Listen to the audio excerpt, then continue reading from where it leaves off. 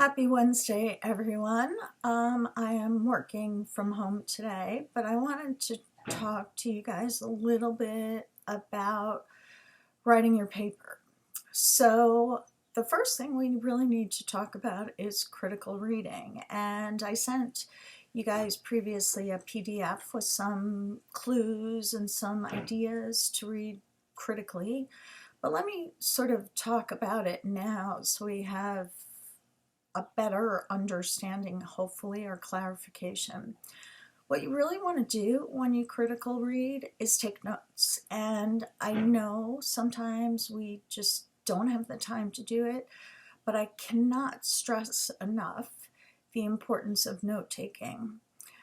When you're taking notes, you want to be conscious of a couple of things. You want to be conscious of the title of the piece you're reading, because a lot of times that will give you clues as to the intent of the author and as to what should be in the essay, journal, chapter that you're reading. The next thing you want to do at first is read the prompt that goes along with the reading. For a good example is in my comp classes, I always give my students a certain amount of pages to read per week out of the book. And then I give them a prompt that coincides with those page numbers. So I always say to them, read the prompt first so you know what you're looking for. And so it really saves you some time when you go in to actually read the piece and then work later on the response to the prompt. You want to look for keywords as you read for a couple of reasons. One, they're great for brainstorming, and two, really, if you're going to be doing any kind of research, the keywords will be research tools to use for your search engine. As you're reading, try to get rid of all the other distractions. And I know there are a lot of them, but the biggest one, and I say this to my own kids, is put away your phone. It is the hugest distraction, and you really need to focus on what you're reading. Otherwise, you're just not going to get anything out of it. Now, I know you're reading your biology text, and I've actually gone through it. And I think that for biology text, it's pretty good. I'm not a scientist, and I actually found it kind of not hard to read and easy to understand, and it was linear, it made sense, the organization. Highlight, destroy your book. My books look like a mess. They are actually Post-its everywhere, and I use different Post-its for different things, like idea, theme, plot, character. Always good to kind of destruct, fragment your book.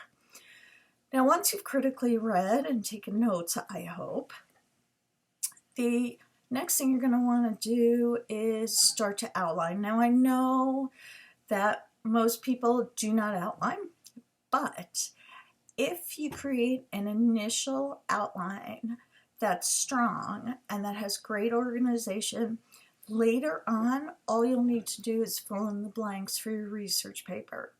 I will send you guys an outlet template that I use that I think will help a lot. I should say that writing's formulaic. Sorry, I have a cold. Writing is formulaic, so once you learn the formula, you really can write anything. So, hopefully you have some words you put on a piece of paper with your notes. You're going to pick, I always say pick 10 keywords. Ultimately, you're only going to use some of those keywords, but that's okay.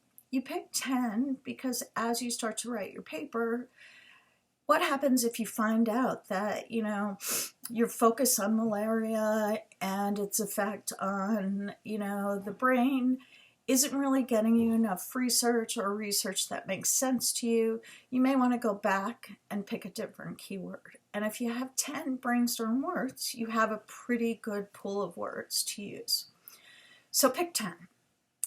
Then, and it's a process, then look at those 10 and decide which 3 are the strongest. And also, as you're looking at the 3, try to decide which three work together so that they can easily be transitioned. I use 3 just because we tend to write 5-paragraph essays or even 5-page papers. So the idea of 3 arguments really works well for the 3 body paragraphs or even for pages 2 to 4 in your 5-page paper. Pick 3. After you pick 3, so I said it's a formula, you're going to decide how you want to structure your paper. Do you want to start with the most important word or phrase, or do you want to end with the most important phrase? There are 2 ways of looking at it. If you start with the most important, you actually grasp your reader immediately, and they're interested. They want to know more. If you start with the least important and end with the most important, you actually ensure that your reader reads to the end. So you really have to decide what you think is going to work and also what you think is going to transition well. Then the next thing you're going to do is 2 things. You're going to look at the topic. So let me take, I don't know, concussions, okay? I happen to know a lot about them because I had a bad concussion 2 years ago. So let's say you want to say that concussions can be prevented by, using helmets, by limiting children's, hitting their heads with a soccer ball or the hard impact of football. I'm sort of making this up on the cuff, but you really have to decide how you're approaching the topic. This is called the claim. So it's what is the claim you're making or the argument you're making. I like to think of it in 2 ways, as positive or negative. So, concussions can be limited by, that would be positive, or concussions can't be limited by, that would be negative. But always think in terms of, what's my claim? What am I arguing? And how will that be argued? How am I going to phrase the argument in such a way that it's debatable both on a pro and con means?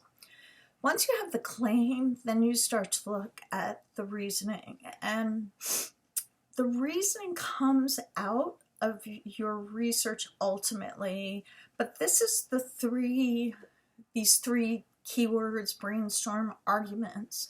Your reasoning should be defined by these arguments. So you have a claim, concussions can be, and then you decide, well, okay, I want to talk about helmets, I want to talk about limitation of impact sports, I want to talk about education. Those are 3 pretty strong reasons, right? If you wear a helmet, chances are that you're not going to get a severe concussion. If you limit impact sports, again, and if you educate, then parents and athletes will understand the potential for concussions and what to watch for. So those are your reasons or your arguments or your analysis, sorry. So what I say is you take your claim or argument, you add your reasons or analysis. So argument plus analysis will equal thesis. So let's put it all together. Concussions can be limited by, I think probably education should come first, because without education, nothing else would flow. By educating parents and young athletes, by use of helmets, because we're going to go into sports, and finally by the limitation of high impact sports. There's your thesis. It's pretty simple, it's pretty straightforward, and that's okay. That's exactly what you want.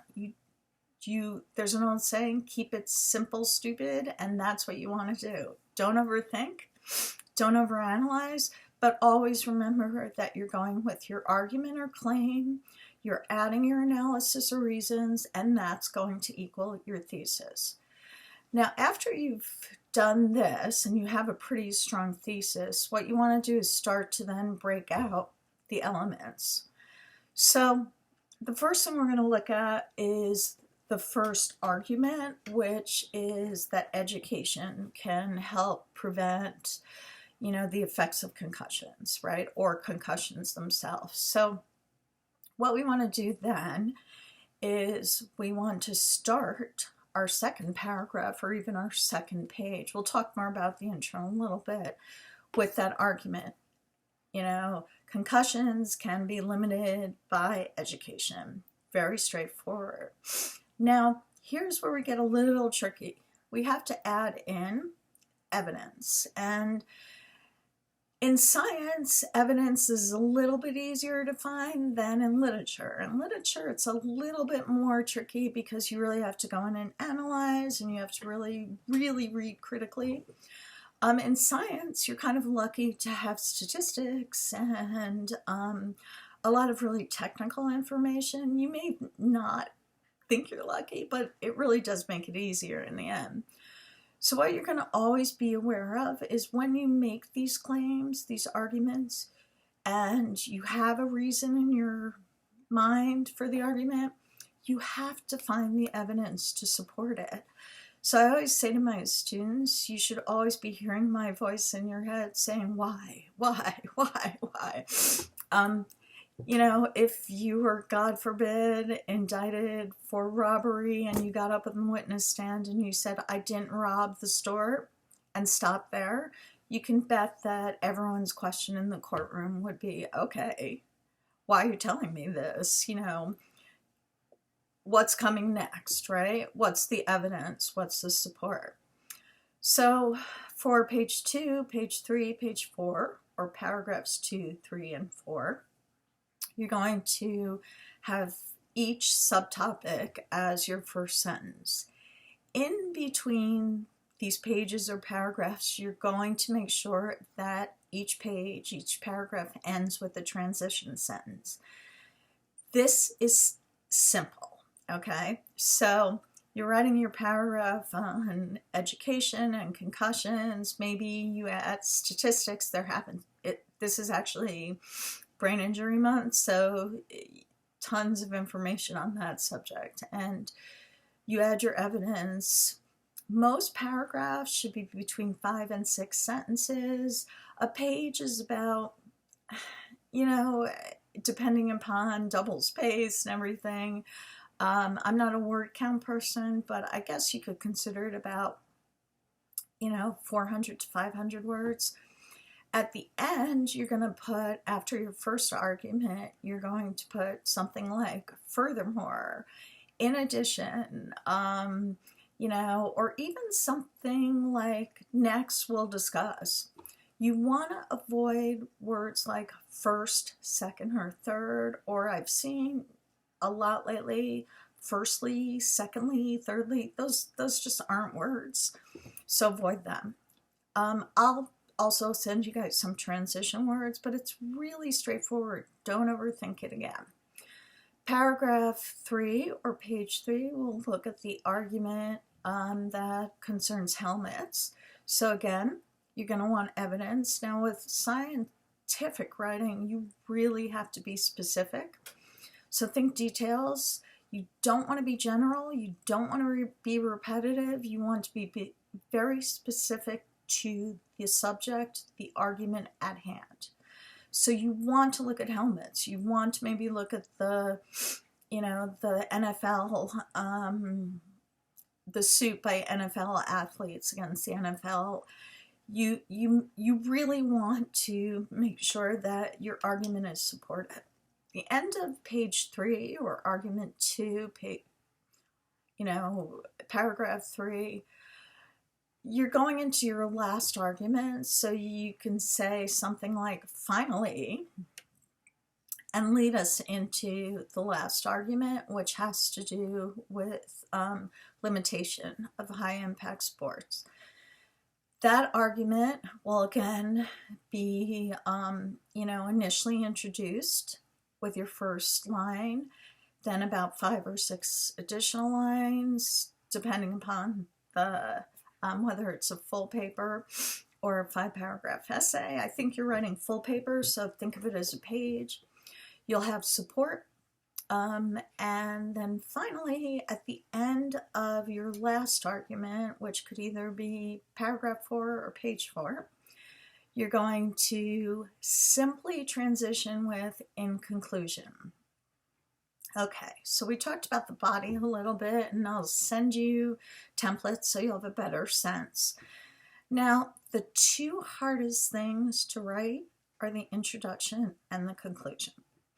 Now, the introduction, you really can't go wrong with starting with a question, because that frames the answer to come. And using our example that I've been using, the question could be as simple as, what are some of the tools to limit concussions in young people? Or how can the sort of growing issue of concussions in young athletes be, I'm thinking off the cuff here, be addressed, okay?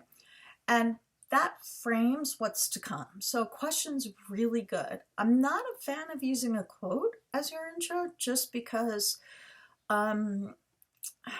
it's not great to start with a quote, so try to avoid that. Quotes are going to come in later. Once you have that question, then what you're going to do for a good period of the first page, a good part of the first page, is give context. So give me back history. Give me a little bit of an idea of what's happened before, before the paper you're writing. What's the history? Pretend that I know nothing about the subject matter. You have to assume that your reader has no clue. Give some history and end that page with your thesis statement. Some professors say the thesis could be anywhere. Some professors like these kind of amorphous theses. I personally think that it's better to look at writing as a formula, because that way you'll really know that you can write anything. It doesn't take a lot of practice to become a proficient writer. It's just a matter of believing in yourself and following these formulas. Everyone can write. So, if you have to say that to yourself every morning, do it. So that's the intro. The intro really, really is kind of, the flashback to what's happened before.